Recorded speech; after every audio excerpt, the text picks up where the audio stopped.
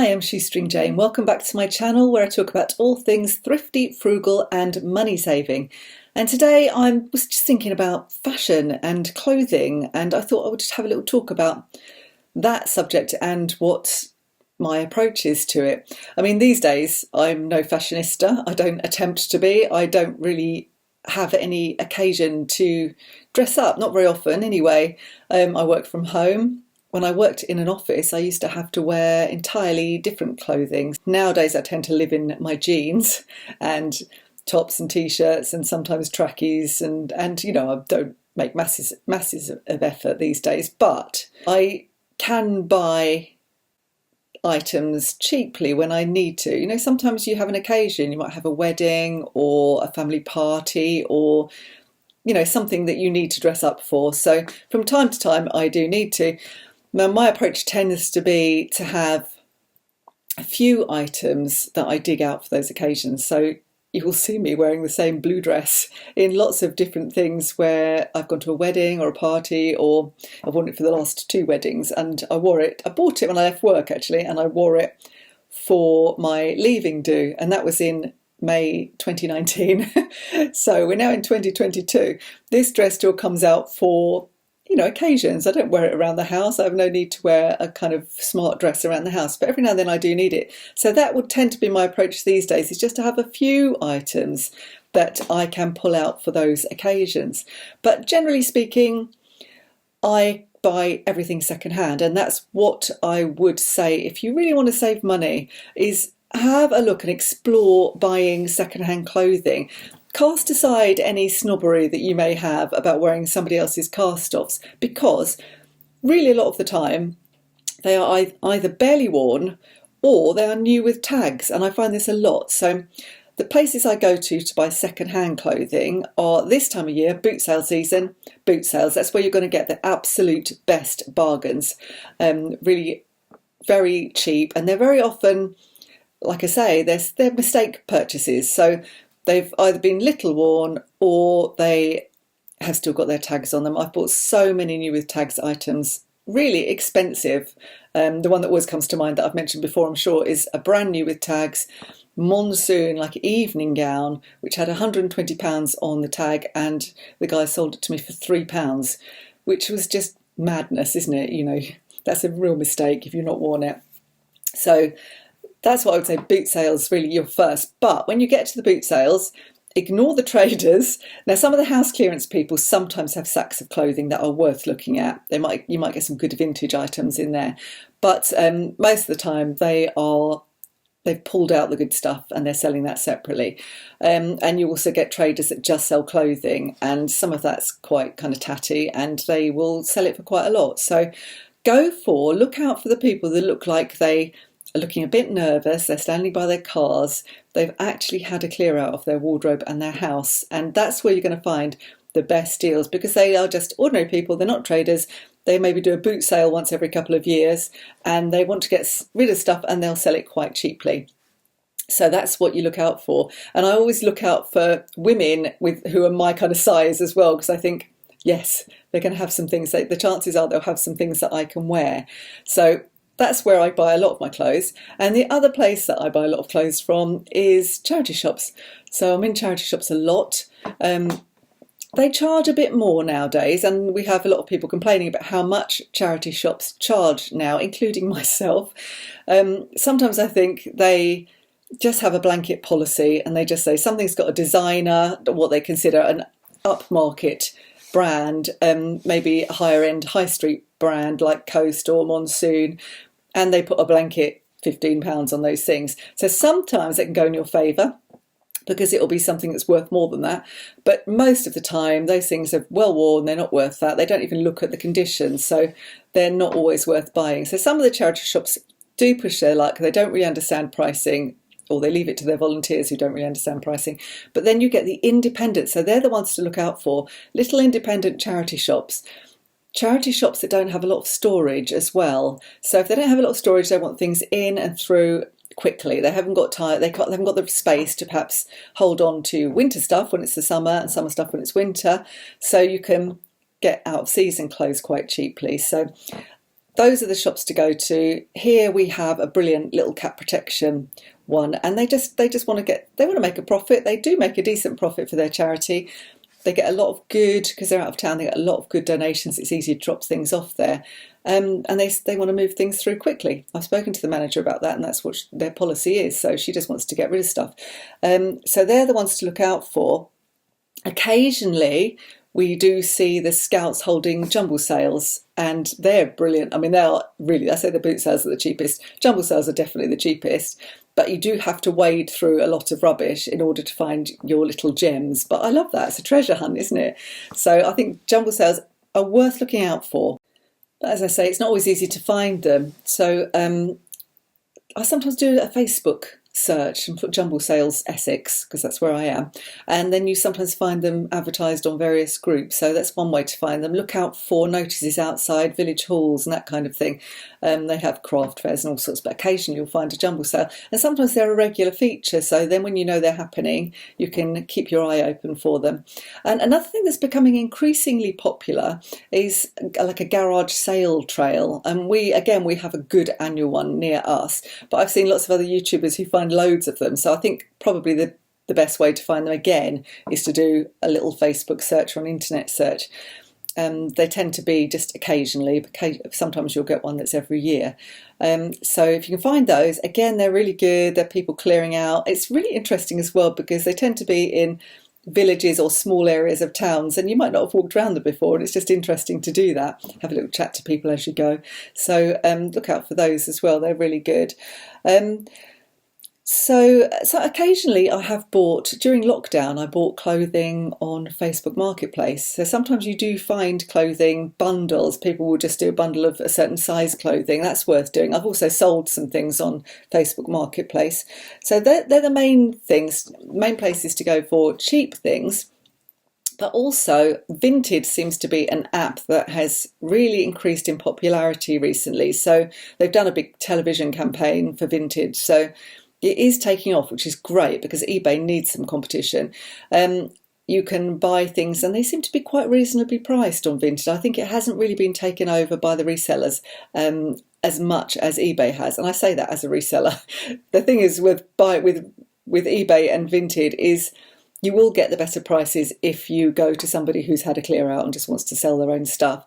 And resellers are going to put a markup on that. So you still find some decent second-hand items, but you've got to be prepared to pay a bit more, really, if you're going to a reseller. So it's a bit like the boot sale. You look out for the genuine people that just want to get rid of their stuff, and that's where you'll find the best prices. And then, say eBay can be good still, but you sometimes are paying really a premium for certain items if you like certain brands. But if you don't care, if it's just a high street brand, then you'll probably get a good bargain. So it's worth looking out for as well. You've got to take into account the postage costs though, because that will add to the price. The other thing that's worth checking out on eBay, but this is if you're looking for new items, is the brand outlets. For example, I know they have a good jewels outlet on eBay, so you can actually search outlets, and that will show you certain shops that have an outlet on eBay and sell stuff cheaply, so it's like a permanent sale. So they're worth looking out for. They're still not as cheap as second hand, but if you want a particular type of item, or if you like a particular brand, that's going to be the cheapest way to get new things. And I do buy new clothing sometimes, because not everywhere will do what the exact item you want second hand. So sometimes I can afford to wait, and I'll wait. I think I want a particular, I want a type of cardigan or I want a type of dress, and I'll keep searching until I find it. But sometimes you've got an occasion, you need something now, and therefore that's when you might check out the outlets. Sales are good. Shop sales, normal retail outlets. Marks and Spencer sale is always good, and I think the next sale is good, but you have to get in quickly with the next sale. So people queue up from 5 a.m, which, I don't care enough about clothes to do that. But if you want smart stuff, perhaps you've got a job that you need to dress smartly for, then the next sale is probably good. Marks and Spencers, I find they have good sales, and if you wait until the end, so the sale's been going for a few weeks, then their prices go down. They're really slashed considerably. So it's worth looking out for those. I did buy some things in Norwich recently. I showed in a video which was near the end of a sale, and there were some great prices on those, so that's worth doing. The other thing, to find sales, it's worth looking at the MSE deals page, and that's moneysavingexpert.com. If you go onto their deals page, they will tell you where all the sales are for anything, not just clothing, but it's quite good to know about the clothing. There's a site I used to use when I was working and needed smarter things, and I wasn't prepared to pay a lot, and that was everything5pounds.com. The problem with it is it is fast fashion, and I have moved away from that. I don't want to buy fast fashion unless it's second hand, because I don't want to kind of encourage that kind of industry. However, having said that, this is the stuff that hasn't sold elsewhere, so who knows what would happen to it if maybe it would get dumped or ragged or whatever. So everything £5. You can sometimes find some good stuff on there. They do have some hideous things and you think, I know why that didn't sell, that was a mistake. So there are some things like that as well. But it's worth looking at, particularly if you've got teenagers, and they're a bit fickle and they don't want to, they're always changing their style and that kind of thing. It's worth looking at everything5pounds.com. Supermarkets can also be quite reasonable. I don't tend to buy from them now, but there was a time when I did, particularly when I was buying for the kids. Supermarket clothing was quite good value for the children. I tend to only go to Aldi and Lidl now, so they don't do an awful lot of clothing in there. But I did used to go in to look at Sainsbury's, and I pick up a lot of that's the Sainsbury's brand, TU, stuff second hand, and they have some lovely prints and things in there, and I think they're quite reasonable to start with. So supermarket clothing is worth looking at. George Asda as well. It's not always really, really cheap, but it's reasonable quality for the price. But what I'm tending to do more now is, if I can't buy something second hand and I have to buy it new, is that I'll go for a really quality, classic sort of item that I know is going to last me a long time. So that might cost me quite a bit more initially, but I'll wear it and wear it. As I say, I don't need to change my look or my outfits every 5 minutes. I'm just kind of beyond that, and I don't want to do that. And I think that encourages fast fashion and consumerism and all of those kind of things that I don't really want to support. So I'll tend to try to buy something that's decent quality. So I needed some boots. In the hotter sale, I managed to buy some ankle boots, which I love. I wear these all the time now. They're really nice quality. I think Hotter, a good quality brand, and I often pick them up second hand. But I've been looking for ages for a second hand pair that I could wear just with jeans, not for dog walking. And I couldn't find them. So as soon as I'd finished my second hand year, which I did 2021, I looked in the sales for a pair of boots, and I picked these up for half price. So they should have been £120, and that's a lot of money, isn't it, for a pair of boots if you're on a budget, and I paid 65. So I thought that was a deal, and I'm polishing those and looking after them, and hopefully they will last me for quite a number of years. So that's my approach now. If I have to buy something new, which is very occasional, then I'll try to buy something that's good quality, that isn't just going to fall apart. And I do find that being expensive doesn't make things good quality, and I find that from a reseller point of view, because sometimes I'll pick up brands that I know are really, really expensive. Karen Millen is the one that springs to mind. Now, they have been taken over, so they may be better now, I don't know. But did you look at the price of dresses that used to be on Karen Millen? They were so expensive, and they were tiny as well. That's like real for skinny women, not for normal size women. But the cost of them, for the quality of the fabric, it was just like polyester and nothing special in the slightest. It wasn't like silk or really lovely quality expensive fabrics. And so it doesn't necessarily mean that something's going to be great quality because it's really high end. But there are exceptions to that. I tend to think that Monsoon do nice fabrics. So that's the kind of thing I'll look out for second hand. Marks and Spencer's I still think is good quality. I mean, they always used to be brilliant quality. They were made in England, weren't they, at the time? And they really made a thing of that. And they resisted kind of sending their factories off to Asia and places where they could get stuff cheaper for a long time. So, but their quality of their stuff I still find is quite good. And so when you pick stuff up second hand, you can see the stuff that lasts, that's actually decent quality. So I'd say Marks and Spencer's is another one. If you do buy online, so my daughters often ask for something like ASOS vouchers, or they'll ask for a particular thing for ASOS for birthdays and Christmas. Hate ASOS, wouldn't buy stuff myself from there, but they like that sometimes. So if I'm going to do that, I will always go via a cashback site. And the one I prefer is Top Cashback. I'll leave a link below to it, which is my affiliate link.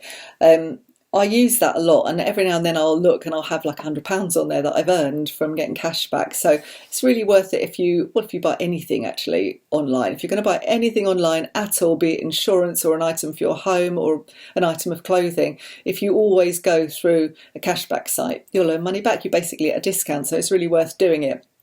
I don't buy very much online myself now, but if I do, I will always do that. So that's worth doing. There are a lot of clothing brands on there, so you can effectively get a discount. So that's my approach really in a nutshell towards clothing. As I say, I am no fashionista. I don't really follow fashion. I like to buy things that suit me, and I tend to buy what's available. So that nearly always is what's available secondhand, but occasionally I'll splash out and buy something new, and I'll try to make that decent quality. So anyway, that's just my thoughts. I hope you enjoyed that, and if you enjoyed this video, don't forget to give me the thumbs up, and do subscribe to my channel if you like this sort of content and want to know how to save money and live a more frugal and sustainable lifestyle. Okay, I'll see you next time. Bye for now.